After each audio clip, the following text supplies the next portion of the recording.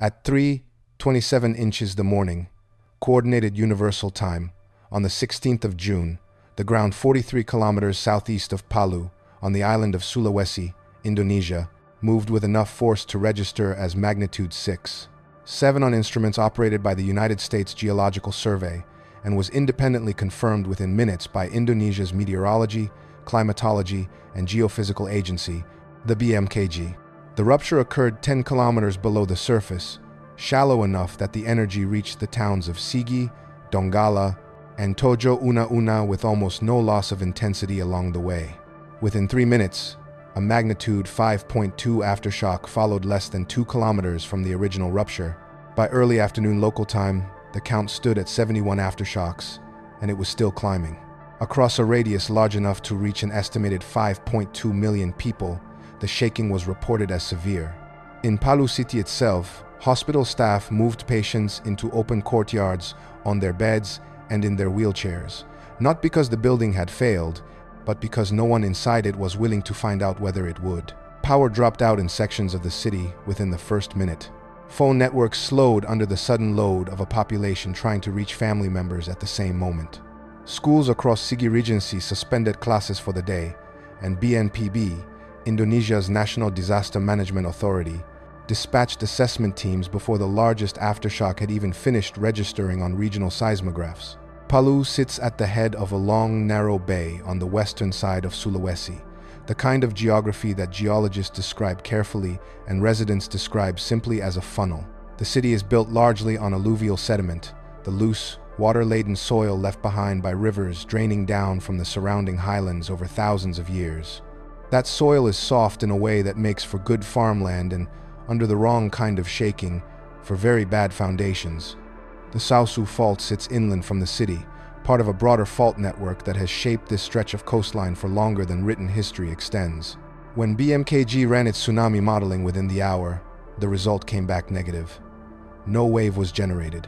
That single piece of data, quietly delivered, kept this event from becoming an immediate international headline. What it did not do was make the ground stop moving, or make the people of Sigi, Donggala, and the surrounding regencies feel, for the first time in 8 years, the particular fear that this specific valley already knows by name. This report is filed from that morning, and from everything that has followed it in the 5 days since. Tonight we are going to walk through what is known, what is still being measured, and what is still moving beneath Sulawesi as this report goes out. We are also going to do something no instrument can do. We are going to look at what the people who lived on this exact strip of coastline, on this exact fault, for centuries before any modern instrument existed, wrote down, sang, and passed forward about exactly this kind of mourning. This report exists because of a particular discomfort. The agencies that measure earthquakes are very good at confirming what has already happened. They are far more careful and far more honest about what cannot yet be known.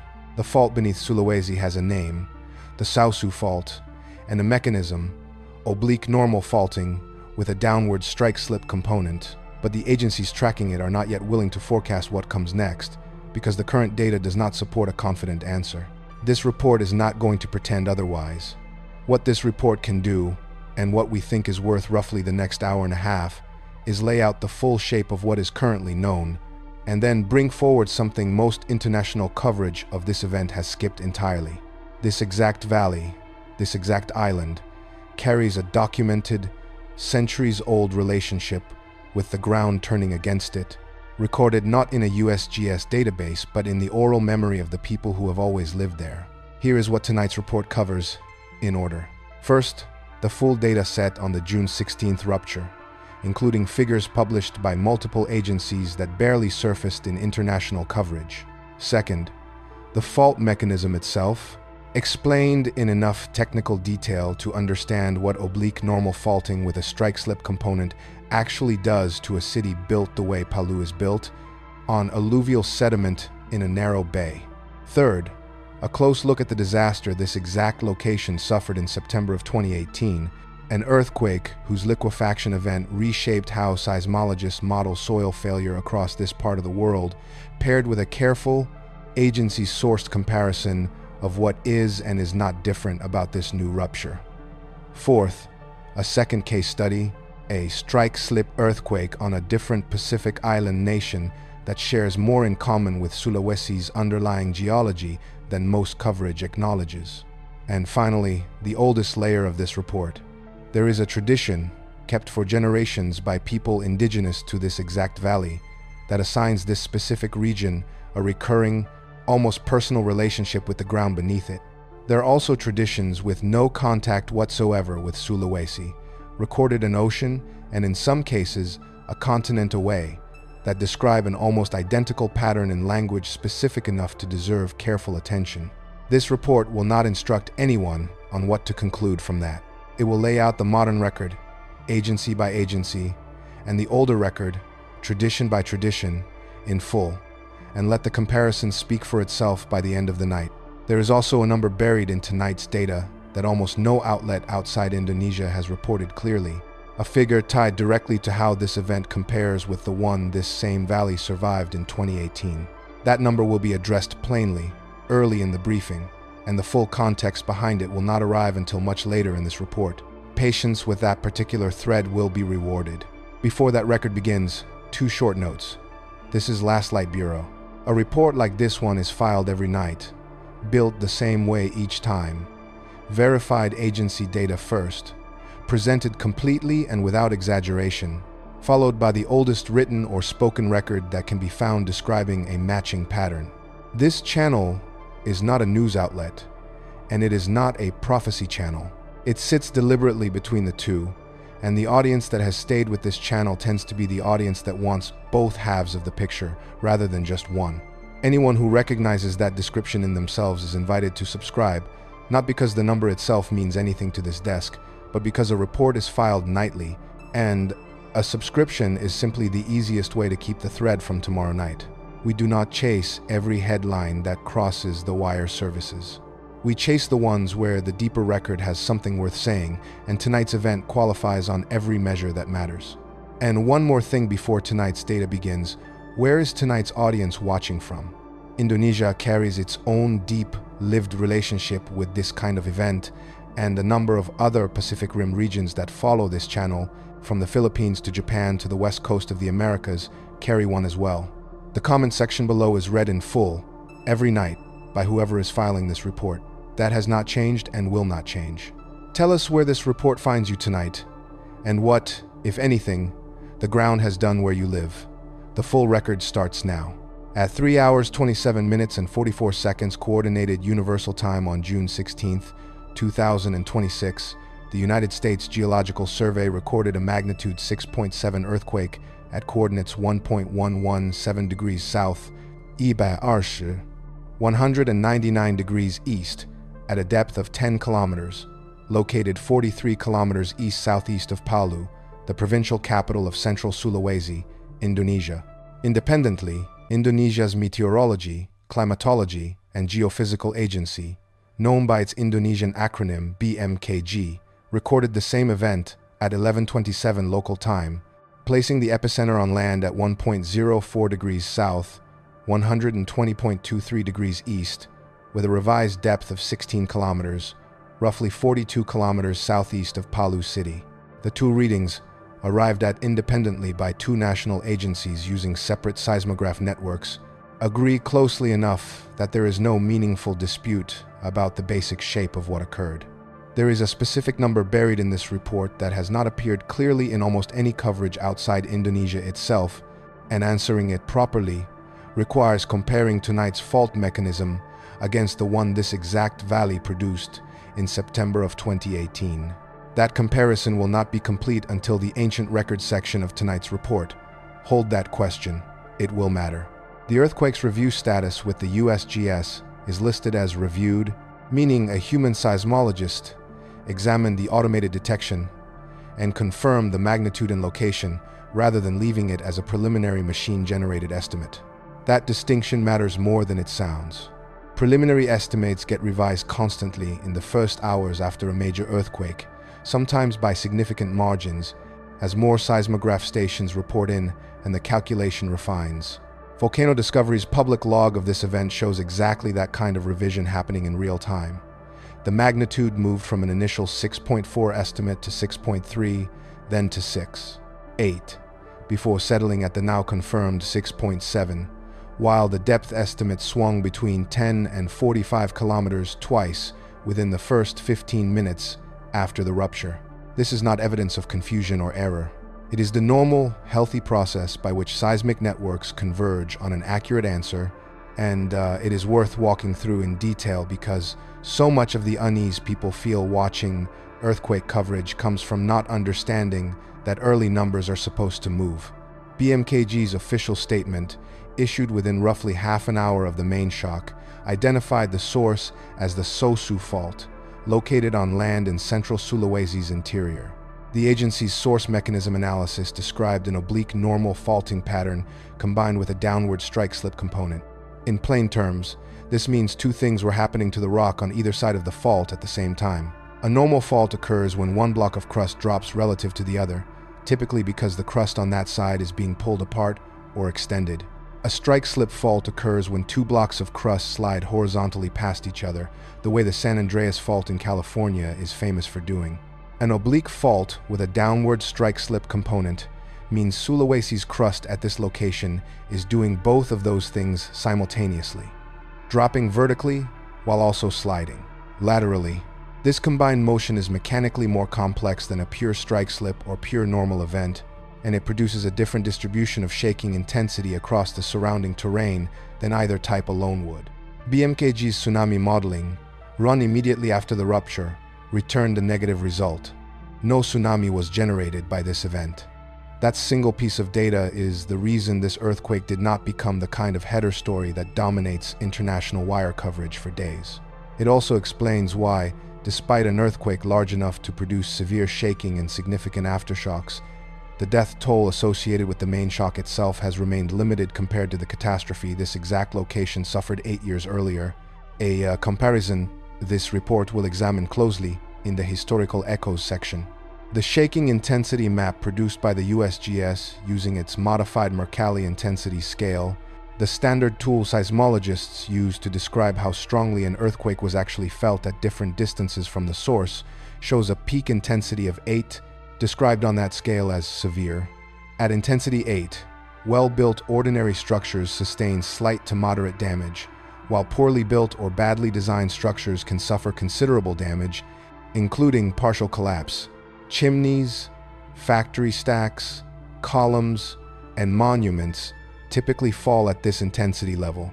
This is not a minor tremor. It is an earthquake capable of producing real structural failure in a region where construction quality varies significantly between formal, engineered buildings and informal residential structures.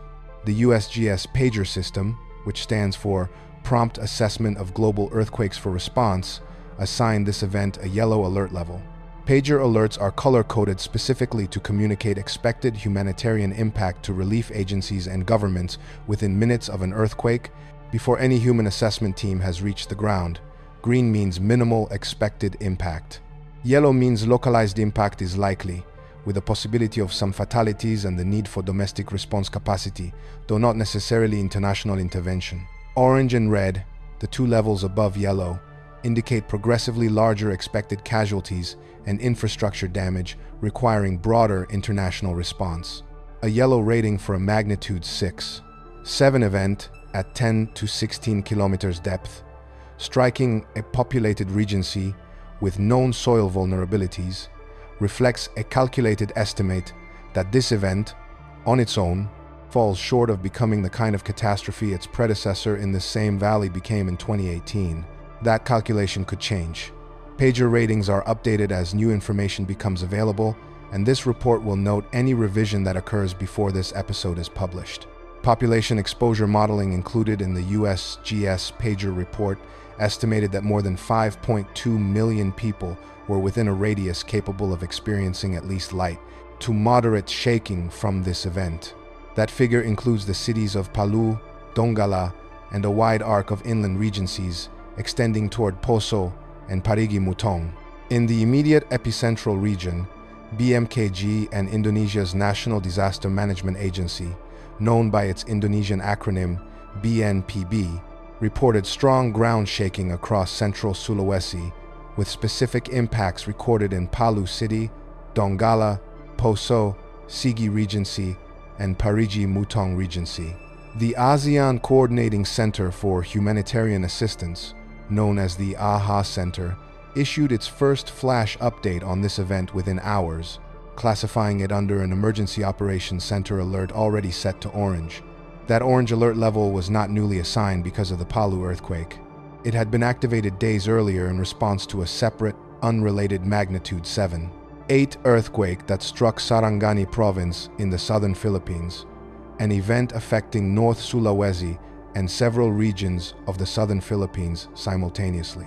The AHA Center's monitoring posture for this broader stretch of the Pacific Ring of Fire was therefore already at heightened alert when the Palu rupture occurred, meaning the region's coordinated humanitarian apparatus did not need to spin up from a cold start. This detail matters because it means the response capacity already deployed for one earthquake was positioned to absorb a second, geographically separate event within the same general window of days. By early afternoon local time on June 16th, BMKG's continuous monitoring recorded 71 total aftershocks following the main shock, with the largest measuring magnitude 5.2 and occurring just 3 minutes after the initial rupture, less than 2 kilometers from the epicenter.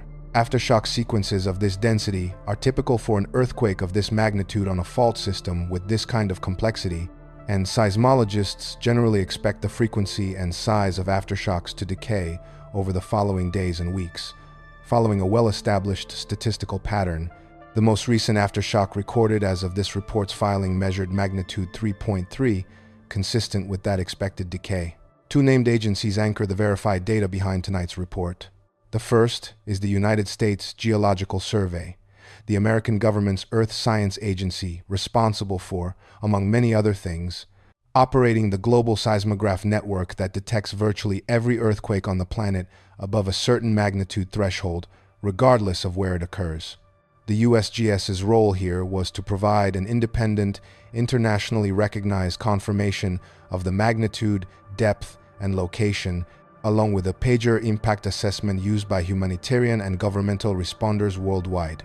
The second is BMKG, Indonesia's own national meteorological, climatological, and geophysical agency, which holds primary domestic authority for earthquake monitoring, tsunami warning, and public alerting within Indonesian territory. BMKG's role was both faster and more granular than the USGS's. Given its denser, regional seismograph coverage and its direct responsibility for issuing the public guidance, including the critical no tsunami determination that shaped the immediate domestic response. A third body, the AHA Center, does not measure seismic data directly, but instead coordinates humanitarian response across 10 member states of the Association of Southeast Asian Nations, drawing on BMKG and BNPB reporting to allocate resources and track parallel emergencies across the region. That number we asked to be held earlier in this report concerns exactly this kind of cross-referencing. In 2018, an earthquake on a different, larger fault segment in this same general region produced a death toll that ultimately exceeded 4,000. The overwhelming majority of those deaths caused not by the earthquake's direct shaking, but by a secondary phenomenon called liquefaction, in which water-saturated soil temporarily loses its structural strength and behaves like a fluid. Tonight's earthquake, on the Sausu fault, rather than the Palu-Koro fault that ruptured in 2018, has so far produced no confirmed liquefaction event of comparable scale.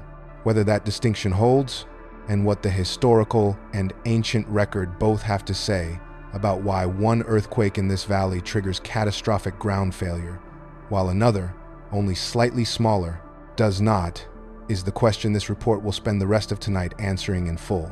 The monitoring infrastructure behind tonight's report deserves its own explanation, because the speed and confidence with which agencies responded to this earthquake did not happen by accident. Indonesia sits atop one of the most seismically active stretches of crust on the planet, positioned at the junction of the Eurasian, Pacific, and Indo-Australian tectonic plates, and as a direct consequence, the country has built one of the denser national seismograph networks anywhere in the world. BMKG operates hundreds of seismic stations across the archipelago, feeding data continuously into a centralized system that allows the agency to detect, locate, and broadcast an initial earthquake assessment within minutes, sometimes faster. The same network feeds Indonesia's tsunami early warning system, which is precisely how BMKG was able to issue a no tsunami determination within roughly 30 minutes of the main shock, a critical piece of information for a city built around a bay shaped, as this report noted earlier, like a funnel. The European Mediterranean Seismological Center, an independent organization that aggregates and cross-validates seismic data from stations across Europe, the Mediterranean, and increasingly the wider world, also logged this event within minutes, providing a third independent confirmation of the magnitude and location that helped settle the brief, normal disagreement in the earliest readings. This kind of triangulation across multiple independent networks is the reason confidence in tonight's reported figures is high, even though, as already discussed, the very earliest minutes after any major earthquake involve some genuine uncertainty, as raw data is still arriving and being processed. At this precise moment, as this report is being filed, several things continue to develop in parallel. BMKG's aftershock monitoring remains active and continuous, tracking the slow decay of seismic energy along the Sausu fault that this report described earlier. BNPB and the Regional Disaster Management Authority, known by its Indonesian acronym BPBD, operating specifically in Palu City, Donggala, Poso, Sigi Regency, and Parigimutong Regency, continue to coordinate damage assessment and relief distribution across the affected zone. BMKG has separately dispatched a specialized survey team to conduct direct, on-the-ground assessment of the earthquake's structural and geological impact, work that typically takes days to weeks to complete fully and will, when published, provide the kind of granular data that retrospective seismological papers are built from years later. Until that survey is complete, public guidance from BMKG has focused on a simple, repeated instruction: stay away from any building showing visible cracking or structural damage, and remain alert for continued aftershock activity, which historical patterns for earthquakes of this magnitude suggest could continue at a diminishing rate for weeks. There is a second active monitoring thread running in parallel to the Palu earthquake that this report has touched on only briefly so far, and it deserves a fuller explanation because it changes the broader picture of what Indonesia and its immediate neighbors are managing simultaneously this week. On June 9th, a separate and unrelated magnitude 7.8 earthquake struck Sarangani province in the southern Philippines, a significantly larger event than the one in Palu, which damaged structures across North Sulawesi, Indonesia, and multiple regions of the southern Philippines, including areas designated by the acronym BARM, the Bangsamoro Autonomous Region in Muslim Mindanao. That earthquake triggered its own tsunami alert and was responsible for confirmed fatalities and significant structural damage well before the Palu rupture occurred at all. The AHA Center's orange alert level, referenced earlier in this report, was activated specifically in response to that Sarangani event and was already in effect when Palu's magnitude 6.7 struck 1 week later. We will return to this coordinate before the end of tonight's briefing, because the geographic relationship between these two ruptures, occurring roughly a week apart along the same general arc of the Pacific Ring of Fire, is the kind of pattern that both modern seismology and the ancient record this report will examine later tend to notice for very different reasons. It is worth being precise here about what connection does and does not exist between the Sarangani and Palu earthquakes, because this is exactly the kind of detail where sensational coverage tends to overstate certainty. The Sausu fault in Central Sulawesi and the fault systems responsible for the Sarangani earthquake in the southern Philippines are not part of the same continuous fault structure. They are governed by different local stress regimes within the broader tectonic framework of the Pacific Ring of Fire, the roughly 40,000-kilometer horseshoe of fault lines and volcanic activity that encircles the Pacific Ocean basin and is responsible for the overwhelming majority of the world's earthquakes and volcanic eruptions. No credible seismologist would claim that the Sarangani earthquake directly caused the Palu earthquake through any mechanical chain of stress transfer across that distance, and this report makes no such claim either. What can be said accurately and without overstatement is that both events occurred within the same general window of days, within the same broader tectonic system, during a period when regional disaster response infrastructure across Southeast Asia was already under elevated demand. That is a statement about timing and regional load, not about causation, and the distinction matters. The Sausu fault itself, the specific structure responsible for tonight's earthquake, sits within a dense network of fault systems running through Central Sulawesi, a province whose geology has been shaped by the collision and ongoing interaction of multiple tectonic microplates over millions of years. Sulawesi's distinctive K-shape, unusual among the islands of the Indonesian archipelago, is itself a product of this complex tectonic history, with different arms of the island having been assembled from fragments of crust that originated in different locations and only joined into their current configuration relatively recently in geological terms. The most prominent fault system in the region, the Palu-Koro fault, runs roughly north to south, directly beneath Palu City, and was responsible for the catastrophic 2018 earthquake. This report will examine in detail shortly. The Sausu fault, the source of tonight's rupture, is a separate structure, located further inland and to the southeast, illustrating a point seismologists who study this region make consistently. Central Sulawesi is not defined by a single dangerous fault, but by an interconnected web of them, each capable of independent rupture, each interacting with the regional stress field in ways that remain an active area of scientific study. That number this report asked you to hold earlier deserves to be addressed directly now, before this section closes.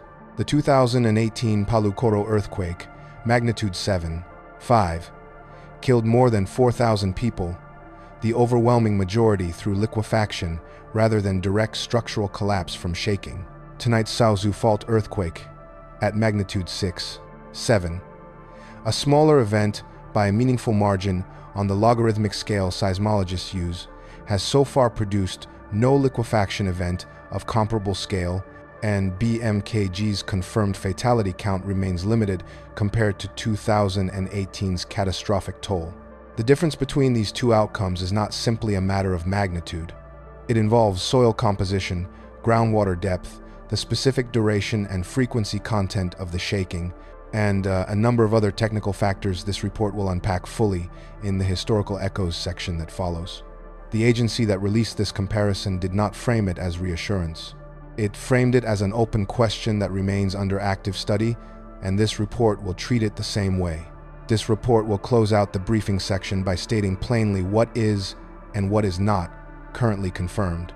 Confirmed, a magnitude 6.7 earthquake on the Sausu fault, 10 to 16 kilometers deep, no tsunami generated, 71 aftershocks and climbing as of this filing, severe shaking intensity across multiple regencies, more than 5 million people within the felt radius, and a regional disaster response apparatus already mobilized due to a separate, larger earthquake 1 week earlier in the southern Philippines.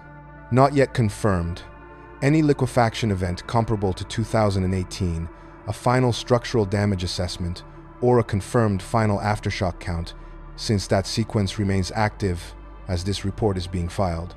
Everything that follows in tonight's report builds from this foundation, first by walking carefully through what happened in this exact location 8 years ago, and then by setting both the 2026 and 2018 events beside a body of recorded human observation about this specific valley that predates every instrument this report has cited. So, far by centuries, the broader tectonic picture is worth laying out in full because it explains why this particular stretch of Indonesia generates this kind of event with such persistence.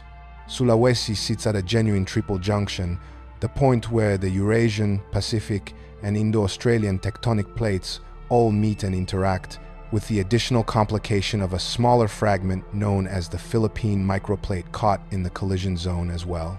Few places on the planet's surface experience this many large tectonic plates pressing against each other simultaneously. The result, over millions of years, is an island shaped unlike almost anywhere else on Earth. 4 distinct arms radiating outward in a configuration researchers sometimes compare to the letter K, each arm assembled from crustal fragments that originated in entirely different locations before colliding and fusing into Sulawesi's current shape. The Palu-Koro Fault, the structure responsible for the 2018 catastrophe this report will examine in the next section, runs for approximately 220 kilometers through Central Sulawesi, classified by geologists as a left lateral strike-slip fault. Left lateral means that if an observer stood on one side of the fault and watched the other side, that opposite side would appear to move to the left during a rupture.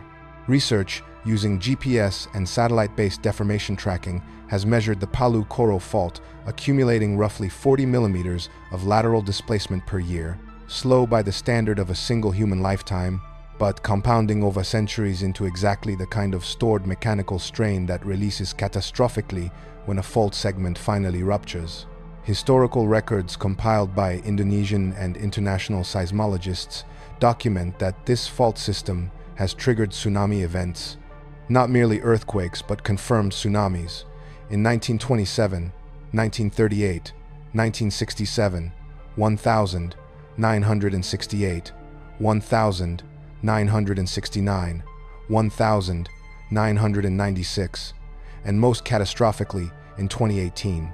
That is 7 documented tsunami-generating events tied to a single fault system across less than a century of reliable record-keeping, a frequency that marks this stretch of coastline as one of the most seismically and tsunami-prone locations in the Indonesian archipelago, despite the fact that strike-slip faults, as a general category, are mechanically less prone to generating tsunamis than the vertical, thrust-style faulting found in subduction zones. The Sausu Fault, the specific structure responsible for tonight's June 16th rupture, is a separate feature within this same broader network, situated inland and to the southeast of the Palu-Koro Fault's main trace. Recent geophysical surveys combining gravity measurements, satellite positioning data, and seismic monitoring have mapped this network of interconnected faults in increasing detail, confirming what BMKG's source mechanism analysis indicated within hours of tonight's earthquake. This is a region where multiple independent fault structures interact within a shared, highly stressed crustal block, any one of which is capable of independent rupture without requiring activation of its neighbors. This detail is the reason seismologists studying this region have been cautious in their public statements about drawing a direct causal line between the Sarangani earthquake in the Philippines and tonight's rupture on the Sausu Fault. The two events sit on different structures within a shared regional stress field, and while regional stress redistribution following a major earthquake can, in some documented cases, measurably influence the timing of ruptures on nearby fault systems, establishing that kind of connection requires detailed geophysical modeling that has not yet been completed or published for this specific pair of events. The honest, current answer is that the relationship between these two earthquakes, 1 week and several hundred kilometers apart, remains an open scientific question rather than a settled one. What is settled and confirmed by multiple independent agencies is the shape of tonight's event on its own terms. A magnitude 6.7 earthquake, oblique normal and strike slip in mechanism, 10 to 16 kilometers deep, no tsunami generated, severe shaking intensity reaching at least 8 on the modified Mercalli scale, more than 5 million people within the felt radius, and an aftershock sequence that, as of this report's filing, had produced 71 recorded events and was continuing to evolve. BMKG's specialized field survey team remains on the ground conducting direct structural and geological assessment. BNPB and the regional BPBD offices across the 5 affected regencies continue coordinating relief and damage assessment. The AHA Center continues monitoring this event alongside the larger, separate Sarangani earthquake under its existing orange alert posture. There is one more piece of context that belongs here before this report moves into the historical record, because it sharpens exactly the question this report is building toward. The 2018 earthquake on the Palu-Koro Fault was significantly larger than tonight's event, magnitude 7.5 against tonight's 6.7, a difference that, on the logarithmic moment magnitude scale, represents roughly 11 times more energy released.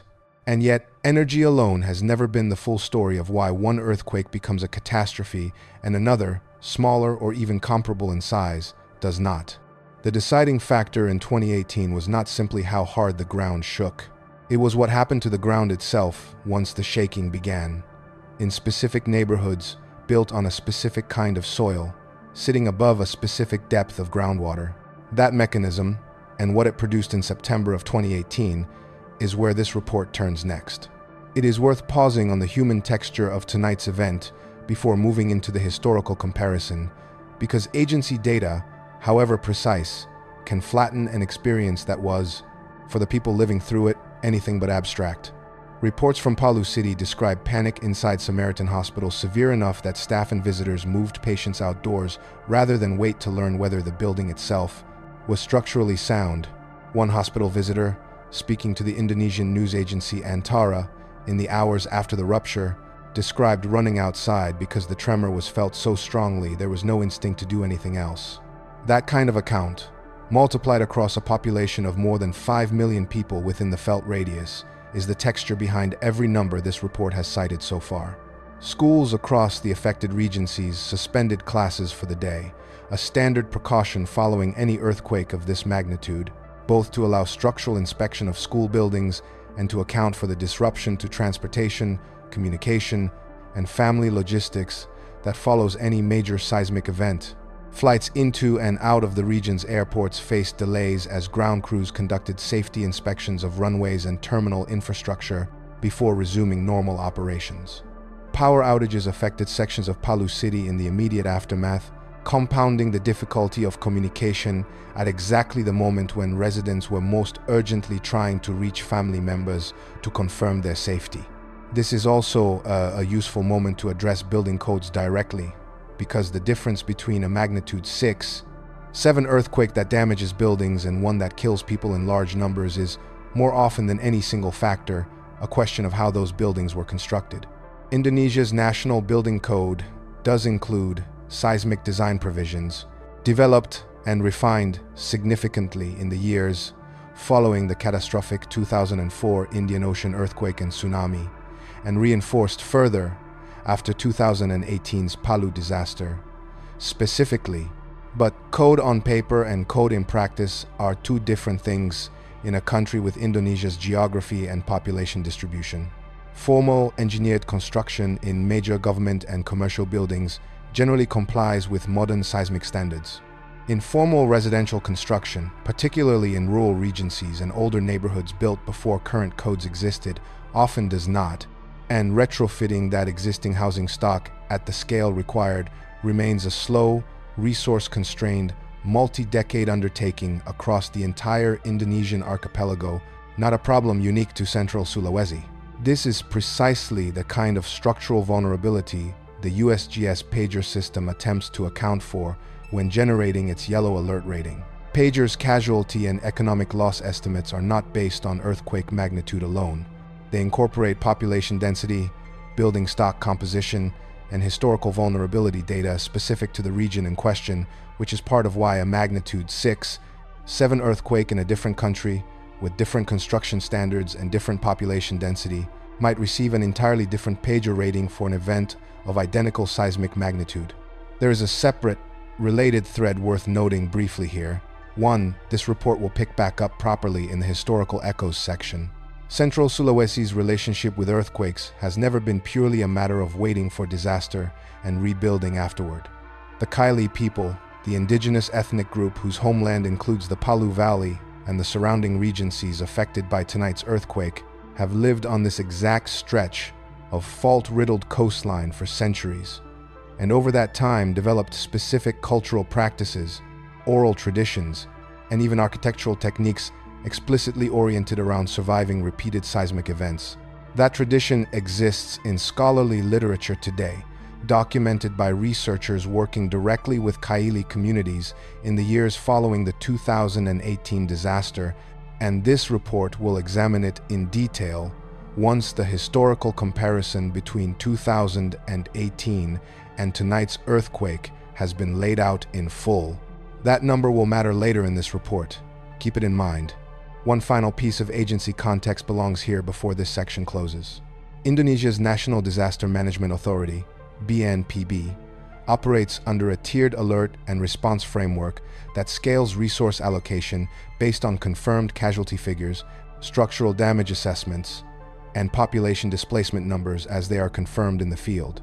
As of this report's filing, BNPB had not yet escalated its response framework for the Palu earthquake to the highest tiers reserved for events comparable to 2018, a decision consistent with the more limited, confirmed impact of tonight's event relative to that catastrophe. That status, like every status referenced in this report, is subject to revision as field assessment teams complete their work and additional information becomes available. This report will note any material change before this episode concludes. What this report has established so far, in full, is the following. A real, agency-verified magnitude 6.7 earthquake struck Central Sulawesi on June 16, 2026, on a fault system geologists call the Sausu fault, located within a few dozen kilometers of a fault system, the Palu-Koro, that produced one of Indonesia's deadliest natural disasters in living memory just 8 years earlier. The mechanism was confirmed independently by the USGS, BMKG, and the European Mediterranean Seismological Center. No tsunami was generated. Severe shaking reached an estimated 5 million people. 71 aftershocks and counting have followed, and the broader region's disaster response infrastructure remains under unusually concentrated load, managing this event in parallel with a larger, separate earthquake that struck the southern Philippines 1 week earlier. What this report has not yet done is answer the question this entire briefing has been quietly building toward. Why did a magnitude 7.5 earthquake on a fault less than 50 kilometers from tonight's epicenter kill more than 4,000 people in 2018, while tonight's earthquake, smaller but still severe, has so far produced nothing resembling that scale of loss? The agencies cited throughout this section have data. They do not yet have a complete answer. This report is going to walk through what is known about 2018 inches, careful, specific detail, and then ask whether the deeper historical and cultural record of this exact valley, kept long before BMKG or the USGS existed in any form, has something to add to a question modern seismology is still working to fully resolve. The data is on the record. What it means is the next 40 minutes of this report. Before this report leaves the briefing section, one technical point deserves clear explanation because it is easy to misread and central to understanding everything that follows. The magnitude scale seismologists use today, known as the moment magnitude scale, is logarithmic, not linear. A magnitude 7.5 earthquake, like the one that struck this same valley in 2018, does not release 25% more energy than a magnitude 6.7 earthquake. Like tonight's event, it releases roughly 11 times more energy. Each whole step up the moment magnitude scale represents approximately 32 times more released seismic energy than the step below it, which means a difference that looks small on paper, 7.5 versus 6.7, actually represents an enormous difference in the raw physical violence of the rupture itself. This is precisely why agencies like the USGS and BMKG resist simple comparisons between earthquakes based on magnitude alone, and why this report has been careful throughout to specify depth, mechanism, location, and soil conditions alongside magnitude every time a number has been cited. A magnitude 6.7 earthquake at 10 kilometers depth on dense bedrock can, in some circumstances, produce less surface damage than a magnitude 6.0 earthquake at 2 kilometers depth on loose, water-saturated sediment. Magnitude describes how much energy was released at the source. It does not, on its own, describe what that energy does once it reaches the surface, which depends enormously on local geology, a point this report will return to directly when it examines the 2018 disaster in the next section. The European Mediterranean Seismological Center, referenced earlier in this report as a third independent confirming source for tonight's earthquake, operates a globally distributed seismic monitoring network headquartered in France, originally built to serve European and Mediterranean earthquake monitoring needs, but expanded over decades into one of the most widely used independent global earthquake databases available to researchers, journalists, and the public. Its role in tonight's report is not merely redundant confirmation. Independent triangulation across agencies using different station networks, different processing algorithms, and different institutional oversight is precisely how the scientific community guards against any single point of failure, whether that failure would come from equipment malfunction, data transmission error, or simple human mistake during the early, fast-moving hours after a major earthquake. When USGS, BMKG, and EMSC converge on the same magnitude, depth, and location within a reasonably tight margin, as they did for tonight's event, that convergence is what allows this report, and every agency cited in it, to speak with genuine confidence rather than hedged uncertainty. It is worth situating tonight's earthquake within the largest possible frame before this report moves forward, because the scale of the system producing this event extends far beyond Sulawesi alone. The Pacific Ring of Fire, the roughly 40,000-kilometer arc of fault lines and volcanic systems that traces the boundary of the Pacific tectonic plate, is responsible for an estimated 90% of the world's earthquakes and roughly 75% of its active volcanoes. Indonesia sits within this ring, as do the Philippines, Japan, the west coast of North and South America, and New Zealand. Tonight's earthquake in Sulawesi and the magnitude 7.8 earthquake that struck Sarangani in the southern Philippines 1 week earlier are both, in the broadest sense, expressions of the same planetary system, even though, as this report stressed earlier, the two specific fault structures involved are not directly connected and no confirmed causal mechanism links the two ruptures. This broader frame matters because it explains something about why a channel built around careful, agency-sourced reporting on cosmic and Earth events finds itself returning to this general region of the planet so frequently. The Pacific Ring of Fire is not an occasional source of newsworthy seismic activity. It is a continuously active system, generating earthquakes of meaningful magnitude somewhere along its length on a near-daily basis, with events large enough to produce real human impact, like tonight's, occurring with enough regularity that any channel committed to covering verified geophysical events will inevitably return to this stretch of the Pacific again and again. There is a name in the ancient record that matches this exact pattern of recurring, almost cyclical seismic violence along this stretch of coastline. This report is not there yet, but it is close. One more agency detail belongs here before this section closes fully. BMKG's public communication following tonight's earthquake included a specific, repeated instruction to residents: remain alert for continued aftershock activity, and avoid any structure showing visible signs of cracking or structural compromise until a formal inspection has been completed. This kind of guidance, simple as it sounds, reflects decades of accumulated disaster response experience specific to Indonesia's unique combination of high seismic frequency and uneven building stock quality. It is the same category of guidance issued after the 2018 disaster, after the 2004 Indian Ocean earthquake and tsunami, and after nearly every significant seismic event in Indonesia's modern history, refined slightly each time based on lessons drawn from what worked and what did not in the response that came before. With the full data set now established, this report turns to the comparison its entire briefing section has been building toward.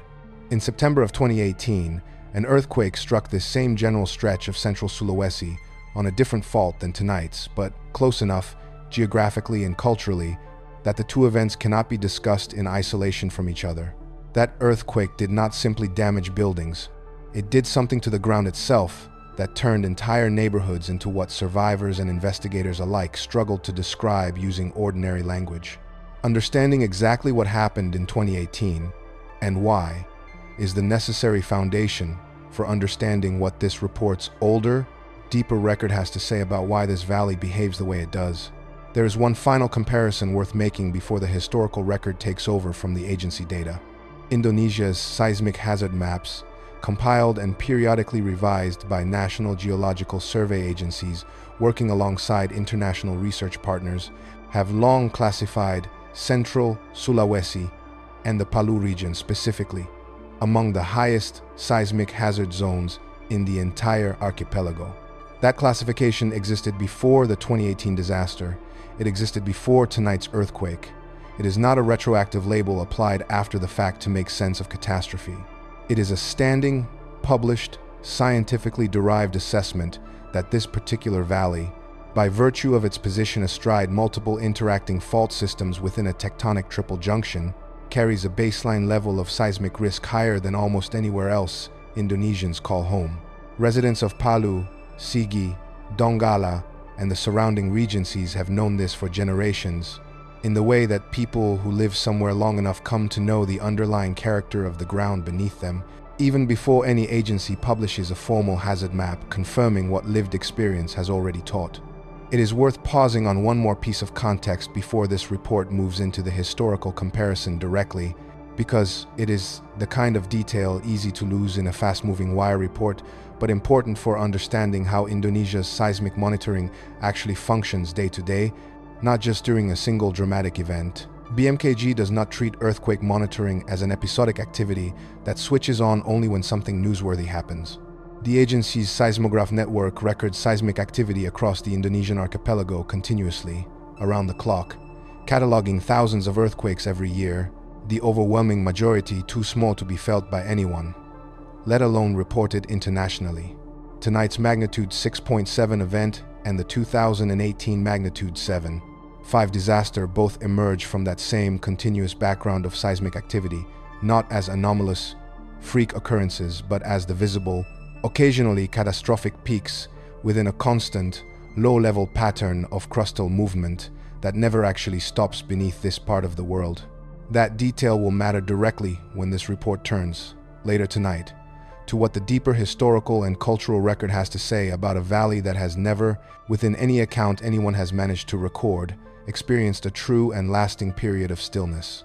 This report has now established, in complete and verified detail, everything currently known about the June 16th Palu earthquake, its magnitude, depth, location, and fault mechanism, confirmed independently by 3 separate agencies, its lack of tsunami generation, its severe shaking intensity across a population exceeding 5 million people, its ongoing aftershock sequence, the broader tectonic and historical context of the fault network responsible, the parallel demands placed on regional disaster response infrastructure by a separate, larger earthquake in the Philippines 1 week earlier, and the specific secondary hazards, landslide risk and potential liquefaction that BMKG and BNPB are actively assessing as this report is filed.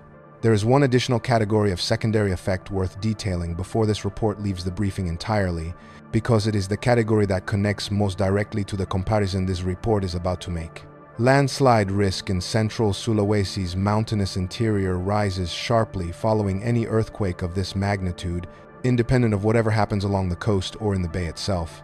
The region's terrain, steep volcanic and metamorphic slopes carved by erosion over millions of years, holds loose soil and rock in place largely through friction and vegetation root systems, both of which can fail when subjected to strong, sustained shaking. BNPB's damage assessment teams, dispatched across Sigi Regency, Donggala, and the surrounding highlands, have specifically been tasked with identifying any slope failures or landslide-prone areas destabilized by tonight's earthquake and its ongoing aftershock sequence, work that typically continues for days after the initial rupture, since some slope failures do not manifest immediately but emerge gradually as saturated soil continues shifting under gravity in the hours and days following intense shaking. This is also the appropriate place to note, with full precision, what soil liquefaction actually is, since this report has referenced it repeatedly and will rely on a clear understanding of the mechanism going forward. Liquefaction occurs when loose, water-saturated soil, typically sand or silt deposited by rivers or in low-lying coastal areas, temporarily loses its load-bearing strength during intense ground shaking. Under normal conditions, individual soil particles rest against each other, friction between them providing the structural strength that allows the ground to support buildings, roads, and human weight. Strong shaking can disrupt that particle-to-particle contact long enough that the water filling the spaces between particles effectively takes over, and the soil briefly behaves less like solid ground and more like a dense, heavy fluid. Anything resting on that soil, a building, a road, a human being, can sink, tilt, or be carried sideways by the resulting flow, sometimes over distances of hundreds of meters, before the shaking stops and the soil regains its solid structure, often locking whatever it was carrying into a completely new position. Central Sulawesi's combination of factors, alluvial sediment deposited by rivers draining the surrounding highlands, a high water table in low-lying areas near Palu Bay, and a dense network of active faults capable of producing the kind of strong, sustained shaking required to trigger liquefaction, makes this region particularly susceptible to this specific category of secondary disaster. BMKG's field survey team, already dispatched in response to tonight's earthquake, includes geotechnical specialists specifically tasked with assessing whether any liquefaction has occurred in response to the Sausu fault rupture, work that, as of this report's filing, had not yet produced a confirmed finding either way. It is worth being clear about why this report keeps returning to this specific mechanism rather than treating it as a footnote. Liquefaction is not a common feature of most earthquakes worldwide. It requires a fairly specific combination of soil type, water saturation, and shaking intensity and duration to occur at a scale significant enough to cause major structural damage or loss of life. The fact that this exact region, this exact valley, has now experienced at least one liquefaction event severe enough to be studied internationally by geotechnical engineers, and may or may not be experiencing a second, smaller one as this report is filed, places Central Sulawesi in a fairly small category of locations worldwide where this particular geological mechanism has demonstrated itself capable of producing catastrophic, concentrated loss of life independent of the earthquake's direct shaking damage. BNPB's official communications protocol following any earthquake of this magnitude includes coordination with Indonesia's Ministry of Public Works and Housing to assess infrastructure stability, coordination with the Ministry of Health to ensure hospital capacity and medical supply chains remain functional in affected regencies, and coordination with telecommunications providers to restore any service disruptions as quickly as possible. Each of these coordination threads was active and ongoing as of this report's filing, part of the standard, well-rehearsed emergency response apparatus Indonesia has built and refined specifically because of how frequently this kind of event occurs within its borders. What this report has not yet done is turn to the single event that makes this exact valley impossible to discuss without confronting head-on: the earthquake, tsunami, and liquefaction disaster of September 2018, which struck this same region and killed more than 4,000 people in a matter of hours. That comparison is where this report turns next, and it is where the deeper question this entire briefing has been building toward finally gets its full, careful answer. The data is on the record. The historical comparison begins now. On the 28th of September 2018, at 18:03 local time, a magnitude 7.5 earthquake struck the Palu-Koro fault at a depth of 10 kilometers, with its hypocenter located roughly 70 kilometers north of Palu City. The rupture propagated southward beneath Palu Bay before passing on to land along the western edge of the city, eventually mapped by field survey teams as a 30-kilometer stretch of visible surface rupture. The United States Geological Survey's finite fault analysis, combined with satellite radar interferometry, found the greatest slip along the fault, between 7 and 8 meters of displacement concentrated just south of the epicenter, with the entire rupture completing in approximately 25 to 30 seconds. What happened next defied a basic assumption seismologists had long held about this type of earthquake. Strike-slip faults, where two blocks of crust slide horizontally past each other rather than moving vertically, do not typically generate large tsunamis because they produce comparatively little vertical displacement of the seafloor, the primary mechanism by which earthquakes displace enough water to create a destructive wave. The Palu earthquake generated one anyway. Field surveys led by Japanese and Indonesian research teams measured tsunami wave heights as high as 3 meters in parts of Palu, arriving within 7 to 12 minutes of the initial rupture, a window so short that Indonesia's official tsunami warning, briefly cancelled in the confusion of the earthquake's immediate aftermath, was reissued only after the waves had already struck the coastline. Subsequent research identified several contributing mechanisms working in combination. Localized vertical, dip-slip movement of 1 to 3 meters along fault strands entering Palu Bay itself, combined with underwater landslides triggered by the shaking, both acting alongside the main strike-slip rupture to displace enough water to generate a wave of that scale. The earthquake's location at the head of a long, narrow bay, the same funnel-shaped geography this report described in its opening section, concentrated and amplified the wave's height and force as it moved toward the city. The tsunami alone would have made 2018 a major disaster. What made it a catastrophe on the scale ultimately recorded was a second, separate mechanism, occurring simultaneously and independently of the wave. Soil liquefaction on a scale and at a level of destructive specificity that has since become a defining case study in geotechnical engineering worldwide. In 3 specific locations, the villages of Petobo, Balaroa, and Jono Oge, the water-saturated alluvial soil beneath entire residential neighborhoods lost its structural strength during the prolonged, long-period shaking generated by the rupture and began to flow. In Petobo, more than 2,000 houses were destroyed as the mudflow consumed the neighborhood, shifting an area of roughly 180 hectares. In Balaroa, the village essentially disappeared into the ground, most of its 1,747 houses sinking into liquefied soil. Of the roughly 2,000 residents, 600 are confirmed dead and more than 1,000 remain missing to this day. Their bodies never recovered from ground that, in the words of Indonesia's National Disaster Agency spokesperson at the time, behaved as though it were moving up and down, with houses rising as much as 2 meters in some places, while roads sank as much as 5 meters only a short distance away.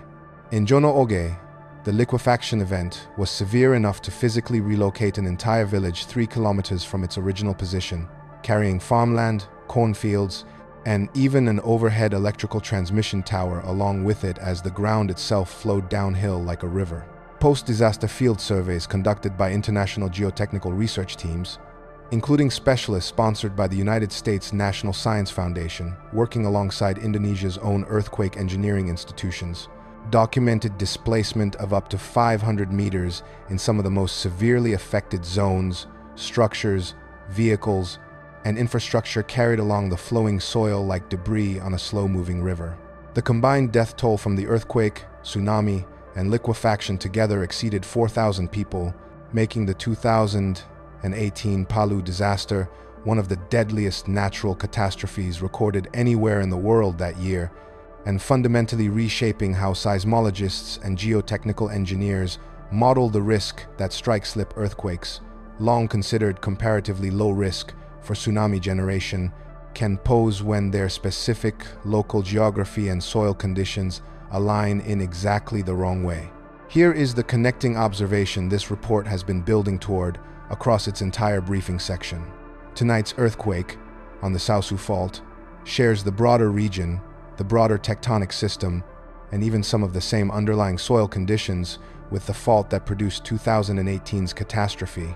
It does not share the same specific combination of vertical displacement beneath the bay, underwater landslide triggering, and the precise duration and frequency content of shaking required to liquefy the specific alluvial deposits beneath Petobo, Balaroa, and Jono Oge. That is, as far as the verified agency record currently shows, the entire difference between an earthquake that damages a region and an earthquake that erases 3 neighborhoods from the map in under a minute.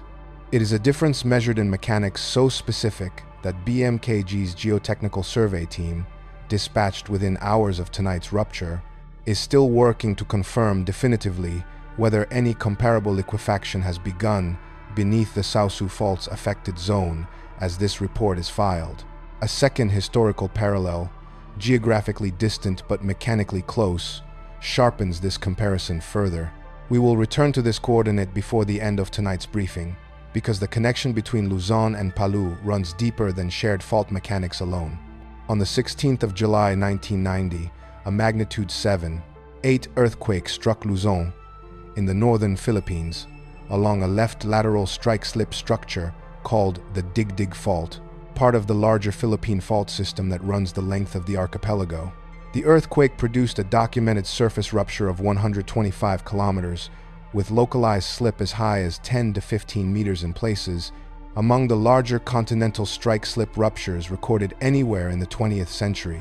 Severe, sustained, unusually long ground shaking, reaching an intensity of 9 on the modified scale used in the Philippines, triggered widespread liquefaction across more than 1,500 square kilometers of Central Luzon, particularly in the provinces of Pangasinan, Tarlac, and La Union, alongside landslides covering an estimated 10,000 square kilometers of terrain. The earthquake killed approximately 2,400 people, displaced over 1 million, and, in a detail seismologists studying the region still discuss, was followed roughly a year later by the catastrophic eruption of Mount Pinatubo, with some researchers proposing, though not definitively confirming, that the 1,990 earthquake stress redistribution may have played a role in destabilizing the magma system that produced one of the 20th century's largest volcanic eruptions. The 1,990 Luzon earthquake and the 2018 Palu earthquake share a mechanical signature. Both were large magnitude, strike-slip ruptures on left lateral fault systems. Both produced severe, sustained shaking, capable of triggering liquefaction across water-saturated alluvial deposits, and both occurred along fault systems sitting near other active geological hazards, in Luzon's case a volcanic system, in Palu's case a tsunami-prone bay. Neither outcome was a foregone conclusion based on magnitude alone. Both required the specific, almost coincidental alignment of soil type, water table depth, and shaking characteristics that turns a strong earthquake into a regional catastrophe. That number will matter later in this report. Keep it in mind.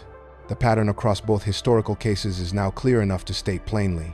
Strike-slip earthquakes along the Pacific Ring of Fire, in Indonesia and the Philippines alike, have repeatedly demonstrated a capacity to produce catastrophic secondary effects, tsunami generation and soil liquefaction, that pure magnitude and pure fault mechanism cannot fully predict in advance. The agencies that monitor these systems, BMKG, the USGS, PHIVOLCS in the Philippines, and their international research partners, continue refining their models with each new event, incorporating lessons from 1,990, from 2018, and now from whatever tonight's Sausu fault rupture ultimately produces once the full geotechnical survey is complete. There is a final connecting thread worth stating plainly before this section closes. Both 1,990 and 2018 occurred in regions where local populations had lived alongside the responsible fault systems for generations before any seismograph existed to measure them, and in both regions, that long habitation produced its own body of accumulated, informal knowledge about how the ground in that specific place tended to behave. Modern disaster response in both the Philippines and Indonesia has, in recent decades, begun deliberately incorporating that older, community-held knowledge alongside formal instrumentation, not as superstition to be politely tolerated, but as a genuine supplementary data source about hazards that predate, and in some specific cases anticipate, what instruments alone can confirm. But the pattern in the modern instrumented record is not the only pattern available. We do not stop at the modern record. There is an older layer, tablets, manuscripts, oral traditions, documented predictions, that logged events matching this signature long before our instruments existed to confirm them. That layer is what comes next. The first tradition this report turns to did not arrive from a tablet excavated thousands of kilometers away, or from a manuscript copied by monks in a language no longer spoken. It comes from the exact valley where tonight's earthquake occurred, kept alive not on parchment but in the spoken memory of the Kaili people, the indigenous ethnic group whose homeland is the Palu Valley itself, including Sigi, Donggala, and the surrounding regencies BMKG and BNPB, have been monitoring since the Sausu fault ruptured 5 days ago. The Kaili tradition's relevant form is called Kayori, a category of oral poetry passed down through generations specifically to preserve practical, lived knowledge about the natural hazards of this exact landscape. Scholarly documentation of Kayori, published in peer-reviewed research by Indonesian academics studying Kaili disaster mitigation practices in the years following the 2018 catastrophe, describes it as a form of verbal art whose explicit function is remembering and transmitting warnings, encoded in poetic and sung form, about the specific dangers this valley has faced across its recorded history. One specific coyote verse, documented by researchers Suntoro, Wahyuni, Ismeti, and Utomo, and published in their academic study of Kaili local wisdom and disaster mitigation, reads, in the original Kaili language, as follows: Goya Goya Gontiro, Tokobongalo Liopalu, Tondo, Mamboro, Matoyomo, Kamolue Melantomo. Translated, the verse warns that the areas of Kabonga, Lolige, Palu, and Tondo villages, along with Mamboro, have been submerged, and that only Kayumalue village remains floating above the water.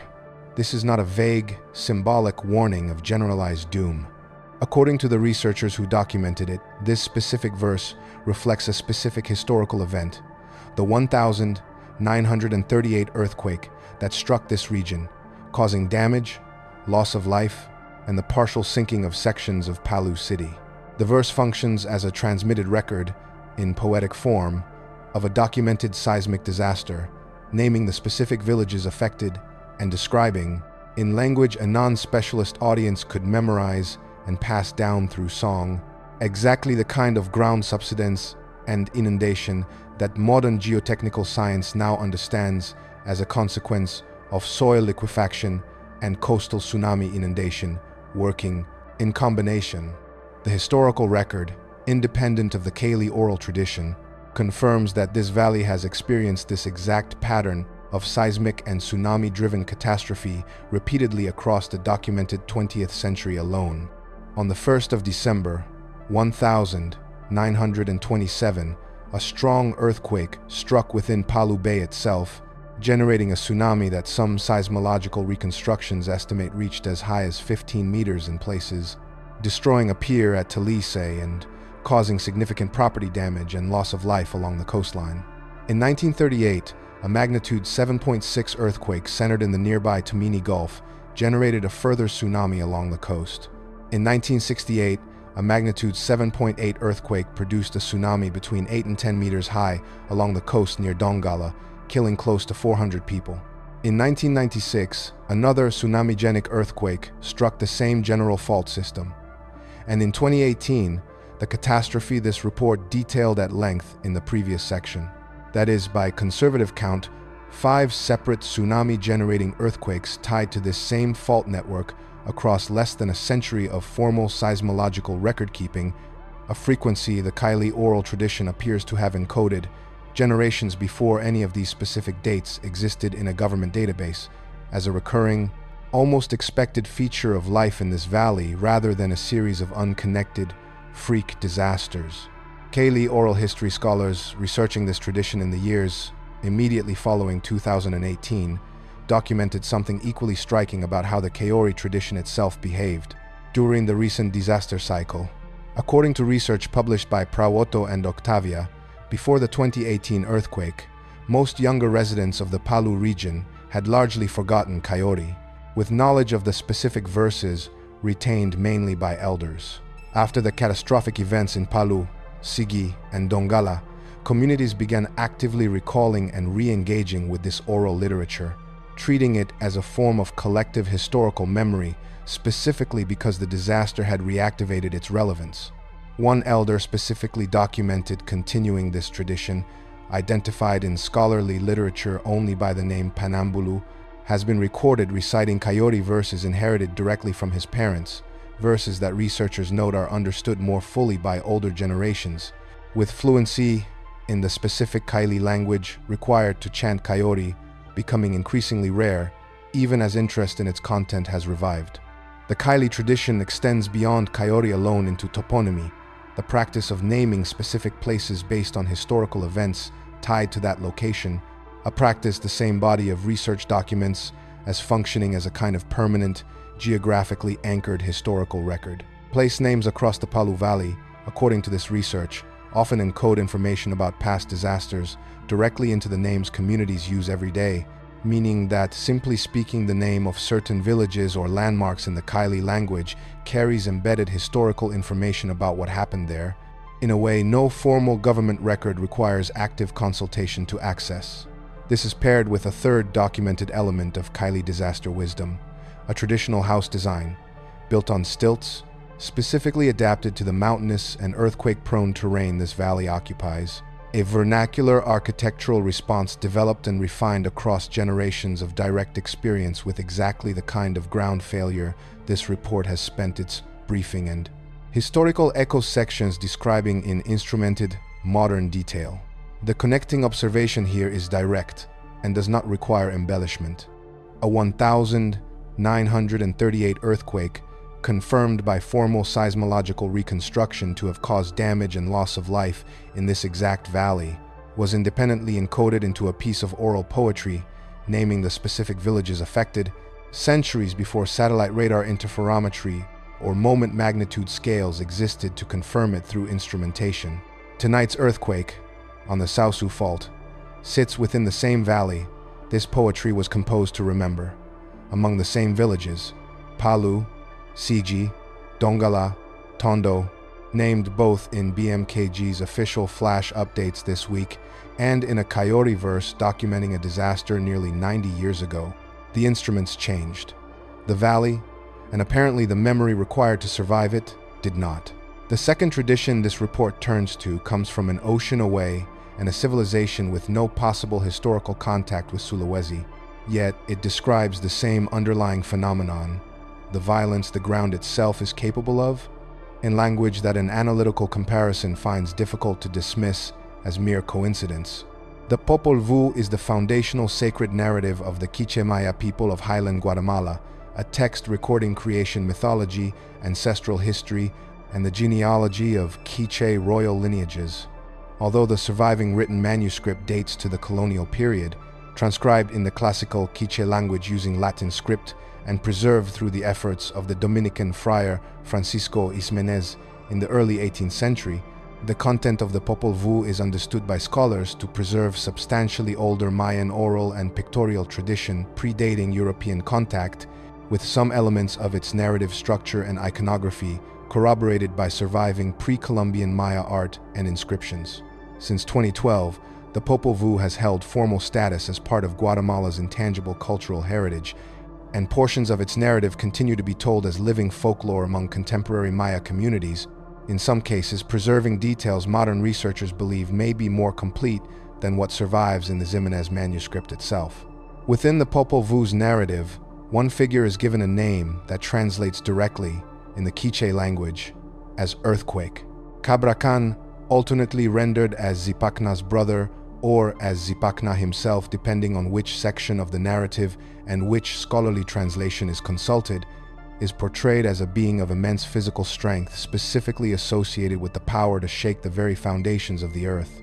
In the section of the Popol Vuh dealing with the defeat of the boastful deity Vukub Kakis and his sons, the text describes Cabrakan as boasting of his ability to topple mountains, a boast the hero twins Hunapu and Exbalanque ultimately neutralized through trickery, in one telling by feeding him a bird coated in gypsum that renders him powerless, in another by luring him toward a mountain using an artificial crab, then collapsing the mountain on top of him. The analytical detail worth dwelling on is not the narrative mechanics of how the hero twins defeat Cabrakan, but what the myth explicitly claims to explain about present, ongoing reality. According to the cosmology the Popol Vuh records, Cabrakan was not killed in his confrontation with the hero twins. He was buried, restrained beneath a mountain, his destructive power contained rather than ended. The myth's stated function, as understood and explained by contemporary scholars of Maya religious history, is to account for the continued seismic and volcanic activity of the Guatemalan highlands, a region whose geology, much like Central Sulawesi's, sits along an active tectonic boundary, in this case the boundary where the Cocos Plate subducts beneath the Caribbean Plate. When the ground in this region shakes, according to the tradition the Popol Vuh preserves, it is understood as Cabrakan stirring beneath the mountain that holds him, not destroyed, only ever temporarily restrained. The structural parallel between this Maya tradition and the Kaili Coyote tradition examined earlier in this section is worth stating plainly. Both traditions emerged independently, on opposite sides of the planet, among peoples with no historical contact whatsoever, in regions defined geologically by active fault systems and frequent, severe seismic activity. Both traditions encode the experience of repeated, recurring earthquakes not as a series of isolated, unconnected catastrophes, but as evidence of an ongoing, continuous underlying force, restrained or quieted but never permanently removed. The Kaili tradition encodes this through specific, historically anchored verse, naming actual villages and actual disasters. The Maya tradition encodes it through a personified, mythological figure whose containment is understood to be incomplete and ongoing. The mechanism of transmission differs entirely. The underlying recognition that the ground in these specific places carries a kind of restless, recurring violence that requires explanation and cultural memory to survive does not. It is worth being precise and restrained about what this comparison does and does not claim. This report is not suggesting that Quiche Maya cosmology and Kaili oral poetry share a common origin, historical contact, or borrowed mythological structure. The geographic, linguistic, and cultural distance between highland Guatemala and Central Sulawesi makes any such direct connection effectively impossible to support. What this report is documenting, carefully and without overstatement, is that two entirely independent human cultures, separated by an ocean and by millennia of separate development, arrived at structurally similar explanatory frameworks for the same underlying physical reality, a landscape whose ground violence does not stop permanently, only pauses, in language specific enough that a side-by-side comparison produces genuine analytical interest rather than vague, generalized mysticism. The pattern is on the record in both places. The third tradition this report examines comes from the Indian subcontinent, recorded in Sanskrit across a body of literature known as the Puranas, a vast corpus of Hindu religious and cosmological texts compiled over many centuries, with the 18 major Puranas alone totaling more than 400,000 verses and dating, in their earliest layers, to at least several centuries before the Common Era. This is a tradition documented and actively studied today specifically for its relevance to seismic hazard communication in scholarly research conducted in Nepal, a Himalayan nation that shares with Indonesia and the Philippines a sobering frequency of destructive earthquakes. According to the cosmological framework recorded across multiple Puranic texts, the Earth itself rests upon the head of a vast cosmic serpent named Sheshnaga, sometimes called Ananta Shesha, king of the Nagas, the serpent beings of Hindu and Buddhist cosmology. The doctrine, as documented by researchers studying Hindu textual explanations for natural disasters, holds that when Sheshnaga moves his head, the result is felt on the surface of the earth as an earthquake. This explanation is described by the researchers documenting it as deeply embedded in the cultural and religious fabric of Nepali communities, specifically, to the extent that a majority of people in earthquake-prone regions of Nepal continue to hold this explanation as a sincere and meaningful framework for understanding seismic events, even as modern scientific seismology operates in parallel. The Puranic tradition does not stop at a single explanatory image.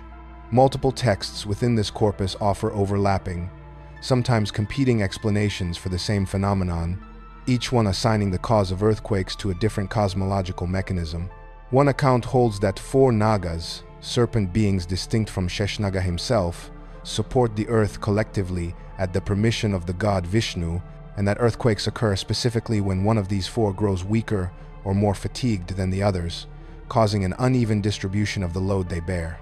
A separate tradition, attributed to a figure named Garga in the textual record, holds that earthquakes result from the interaction of 2 powerful winds whose collision produces fire, which in turn impacts the oceans and shakes the earth through that chain of elemental interaction. The text known as the Surya Siddhanta, a foundational Indian astronomical treatise, offers yet another account, attributing certain earthquakes to objects or beings falling from the sky onto the Earth's surface. What unites these varied explanations, despite their surface differences, is a consistent underlying intuition that the ground's sudden violence is not random or causeless, but the visible surface effect of something vast, animate, and largely unseen, shifting beneath or around the world humans inhabit. This is, in its structural shape, Precisely the same intuition this report has now documented independently in the Kaili Kayori tradition of Central Sulawesi and the Cabrakan mythology of the Quiche Maya. Three civilizations on three different continents, with no historical contact connecting any pair of them directly, each arrived at a framework holding that earthquakes are not meaningless noise in an indifferent system, but the detectable activity of something continuous, something that does not stop existing between one earthquake and the next. The Puranic tradition includes one further textual detail worth specific attention because of how directly it intersects with practical, actionable guidance, the same kind of guidance BMKG has issued repeatedly this week regarding tonight's earthquake. Ancient Hindu legal and ritual texts, specifically the Dharma Shastra literature concerned with proper religious conduct, instruct that an earthquake is an event significant enough to interrupt formal study of sacred texts, classing it alongside other major natural disruptions such as thunderbolts and eclipses as events requiring a pause in scholarly and religious activity until the following day. Separately, one ancient source within this tradition is documented as recommending that people remain outside of buildings during an earthquake.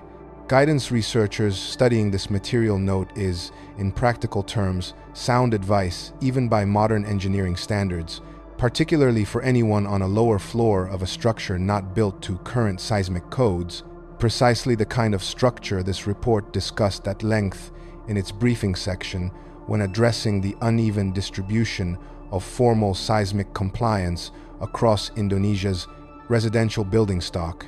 The connecting observation across all three traditions examined so far is now explicit enough to state without hedging.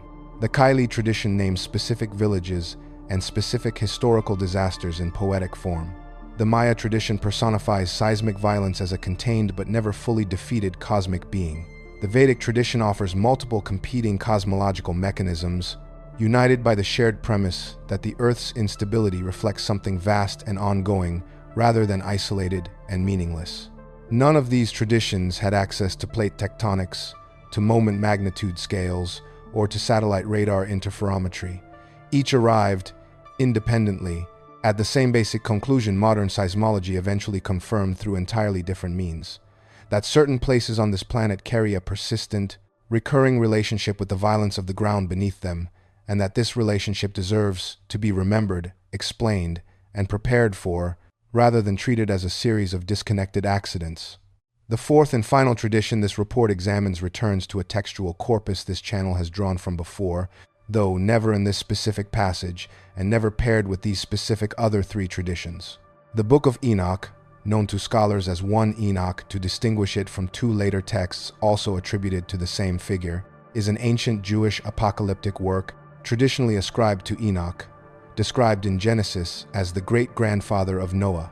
The text is not considered canonical scripture by most Jewish or Christian traditions today, with one significant exception: the Ethiopian Orthodox and Ethiopian Jewish traditions, where 1 Enoch holds a recognized place within the broader scriptural canon. The text survives in its most complete form in Ge'ez, the liturgical language of Ethiopia, though fragments in Aramaic, the language scholars believe the earliest sections were originally composed in, were recovered among the Dead Sea Scrolls at Qumran, confirming that portions of this text were in active circulation among Jewish communities by at least the 2nd century before the Common Era, and quite possibly earlier. The opening chapter of 1 Enoch, in the section scholars refer to as the Book of the Watchers, the oldest and most thoroughly attested portion of the text, contains a vision in which Enoch describes a coming manifestation of divine judgment upon the earth. The relevant passage, rendered across multiple standard scholarly translations, describes the Holy and Great One coming forth from his dwelling, treading upon the earth, with the consequence that the high mountains shall be shaken, the high hills shall be made low, and shall melt like wax before a flame, and the earth itself shall be rent in sunder. The Watchers, in this text a class of angelic beings, whose transgressions form a major narrative thread throughout the rest of the work, are described as quaking with fear and trembling at this same event. The analytical point worth making here is precise and deliberately narrow. This report is not claiming that 1 Enoch contains a literal prophecy of the Sausu fault rupture or of any specific earthquake at any specific date. What this report is documenting is that an ancient Jewish apocalyptic text, composed across a period spanning roughly the 3rd century before the Common Era through perhaps the 1st century of the Common Era, chose seismic imagery, mountains shaking, hills melting, the earth splitting apart, as its primary vocabulary for describing the arrival of overwhelming, world-altering divine judgment.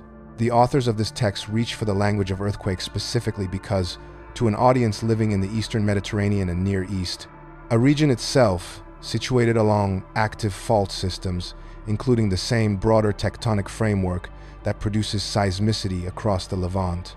That language carried immediate, visceral, comprehensible weight. Earthquake was, for this text's authors and its earliest audience, the most legible available metaphor for total, irreversible transformation.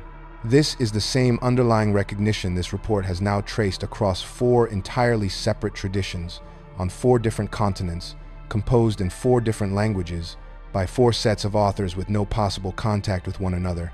Kaili Kayori names specific villages submerged by specific historical earthquakes.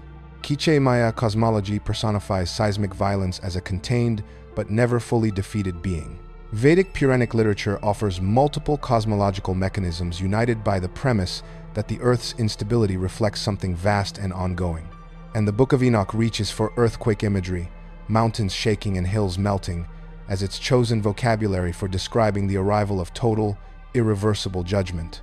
4 traditions, 1 recurring choice of imagery, arrived at independently, for describing humanity's most visceral encounter with the instability of the ground itself. This is the moment to answer the question this report planted early in tonight's briefing section, regarding the number that explains the difference between an earthquake that damages a region and one that erases entire neighborhoods from the map. The agency record gave a partial, technical answer: soil composition, groundwater depth, the specific duration and frequency content of shaking, and the precise alignment of vertical and lateral fault motion beneath Palu Bay in 2018, a combination not yet confirmed to be repeating along the Sausu fault as this report is filed. The deeper record this section has now laid out in full offers a different kind of answer, not a replacement for the geotechnical one, but a parallel observation running alongside it. Every tradition this report has examined tonight describes the ground's violence not as random but as recurring, not as accidental but as patterned, tied to specific places that carry this relationship across generations, regardless of which specific fault, which specific year, or which specific mechanism produces the next event. The Coyote verse named Palu, Tondo, and Mamboro in connection with 1938, BMKG's flash update this week named Palu, Sigi, and Dongala in connection with 2026. The valley's name changes vocabulary depending on which year and which instrument is doing the naming. The valley itself, on every account examined tonight, modern and ancient alike, does not change. The data is in the record. The interpretation belongs to you. As this report is filed, the ground beneath Central Sulawesi remains in motion, not dramatically, not in a way that demands new alarm beyond what has already been documented tonight, but in the steady, diminishing aftershock pattern seismologists consider normal and expected following a magnitude 6.7 rupture. Tonight's report covered a great deal of ground in both senses of that phrase, and it is worth taking a moment to gather it into a single, coherent shape before this report closes for the night. The event itself, a magnitude 6.7 earthquake on the Sausu fault, 10 to 16 kilometers deep, struck Central Sulawesi at 3:27 Coordinated Universal Time on June 16th, confirmed independently by the United States Geological Survey, Indonesia's BMKG, and the European Mediterranean Seismological Center. No tsunami was generated. Severe shaking reached an estimated 5.2 million people. 71 aftershocks, and likely more by the time this report reaches its audience, have followed. The USGS PAGER system assigned a yellow alert, and the AHA Center continues monitoring the event alongside a separate, larger magnitude 7.8 earthquake that struck Sarangani in the southern Philippines 1 week earlier, both under an existing orange alert posture for the broader region. This is a region, this report has stressed throughout tonight's briefing, sitting at a genuine tectonic triple junction where the Eurasian, Pacific, and Indo-Australian plates converge alongside a smaller Philippine microplate fragment, producing a fault network dense and active enough that the Sausu fault and the Palu-Koro fault, only a few dozen kilometers apart, can each rupture independently without any confirmed mechanical connection between them. The historical comparison. In September of 2018, an earthquake on the nearby Palu-Koro fault, significantly larger at magnitude 7.5, triggered both a tsunami exceeding 11 meters in places and catastrophic soil liquefaction across the villages of Petobo, Balaroa, and Jono Oge, killing more than 4,000 people in a matter of minutes through a combination of mechanisms that pure earthquake magnitude alone could never have predicted. A second historical parallel, the 1990 Luzon earthquake in the Philippines, demonstrated the same underlying pattern, a large strike-slip rupture triggering catastrophic liquefaction across a wide area, on a different fault, on a different island, governed by the same underlying physics. Both of those historical disasters, this report stressed throughout the historical echo section, occurred on left lateral strike-slip fault systems, the same general category of fault mechanism partially responsible for tonight's Sausu fault rupture, even though tonight's event combines that strike-slip component with a normal, vertically dropping motion. The 2018 and 1990 events did not share in the same configuration. And the ancient record, 4 entirely independent traditions, the Kaili Kayori poetry of the exact valley this report has spent tonight documenting, the Cabrakan mythology of the Quiche-Maya of highland Guatemala, the Sheshnaga cosmology recorded in the Hindu Puranas and actively studied today for its relevance to seismic hazard communication in Nepal, and the apocalyptic vision recorded in the opening chapter of the Book of Enoch, each independently arrived at the same underlying recognition. The ground's violence in certain places is not random, it recurs.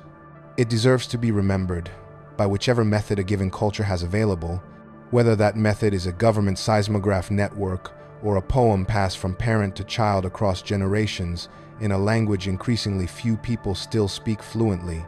4 traditions, 4 continents, 4 sets of authors who never read each other's work and could not have, separated in some cases by oceans and in every case by centuries, if not millennia, arriving nonetheless at the same structural conclusion, that some ground simply carries this relationship with violence, permanently, regardless of which instrument or which storyteller is doing the recording in any given generation. A small number of specific things are worth watching in the days and weeks immediately ahead for anyone who wants to follow this story past tonight's report. First, BMKG's continued aftershock monitoring along the Sausu fault, which agency guidance suggests should show a gradually diminishing frequency and magnitude over the coming weeks if this sequence follows the statistically typical pattern for an earthquake of this size.